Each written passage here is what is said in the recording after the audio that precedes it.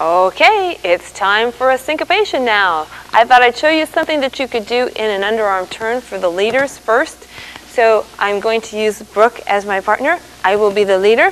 And I'm going to do a pattern called a flick and brush. And it's done in an underarm turn with a hand change. And it looks like this. 1, 2, 3, and 4, changing hands, and 5, 6. And then doing a right side pass out of it by going, sorry about that, 1, 2, 3, and 4, 5, and 6.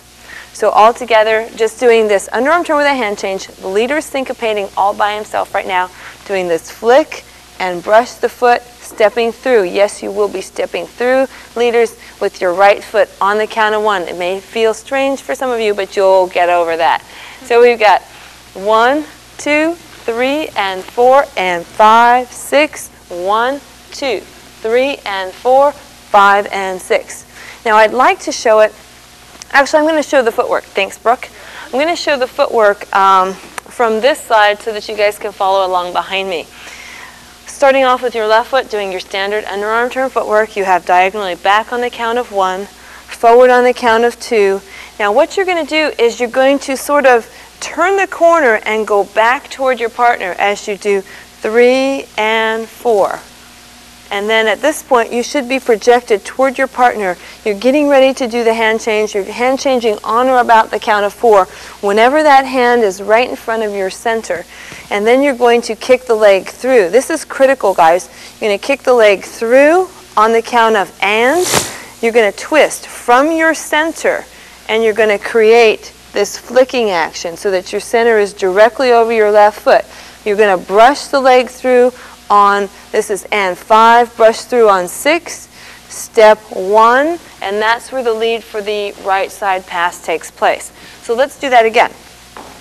The critical things here are that once your leg kicks through, guys, once this happens, try not to create the turn from the leg, because if you do that, then you knock yourself off balance and you end up pitching all the way toward the floor. So once you kick your leg through, you're going to twist from your torso, leave your leg right where it's at, and just create that flicking action right there. Okay? So we have, starting with the left foot, stepping diagonally back, you have back 1, forward 2, turning the corner and heading back toward your partner on the count of 4, hand changing, kicking the leg through on and, twisting 5, brushing through 6, stepping 1, holding that position, 2, 3, 4, 5, and 6, picking up the rhythm at the very end there. So leaders, I'm just going to turn my back to the camera for right now. As you step diagonally back on the left foot, let's make sure that it's not straight back here and then out to the side. For the purposes of removing yourself from the slot, you're going to step diagonally back, then forward with your right foot, then go right around your right foot as you do 3 and step toward your partner on 4, kicking leg through on and 5, brush 6, stepping through 1, 2, 3, and 4, 5, and 6. Follower's roll at this point is just doing basic underarm turn to start off with, and then what I'd like to have the followers do is experiment with the side pass that's going to take place when the leader's in this stationary lunge line position. So followers are going to go beginning with their right foot stepping forward.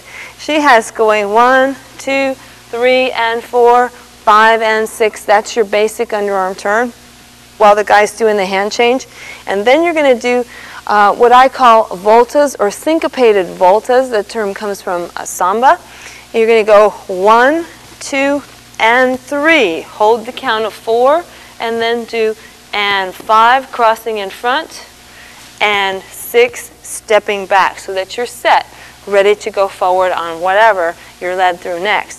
So at this point, I'd like to bring Brooke back out here and show you what it looks like together. Now, before we do this together, I'd like to remind you that syncopations are an individual's interpretation of what's happening at that particular moment in time, which means that anything could take place. I could be doing something that's definitely so totally different from my partner that they're just not anywhere close. the way we're showing this right now, it just happens to have a very nice flow to it.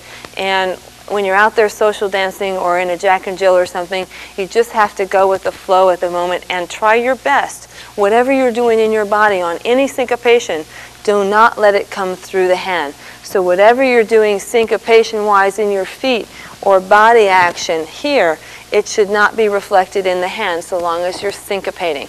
The exception to this rule is leaders. If you're trying to lead your partner through a syncopation, then yes, you would keep your hands connected to your center as an extension of your center to try and get your partner to do whatever you want to do. But in this case, it's a straight syncopation. I'm doing my thing, she's doing her thing, and we should not interfere with each other. So hopefully it's going to work out. It looks like this.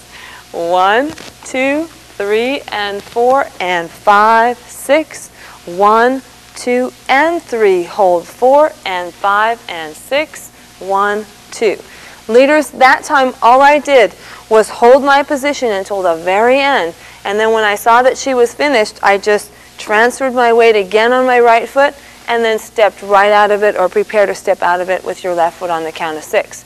So again, 1, 2, 3, and 4, and 5, 6. 1, 2, and 3, hold 4, and 5, and 6, and get ready to dance. Just basic push or whatever happens to come to your mind at that point in time. So that's the flick and brush for the leader and the syncopated voltas for the follower.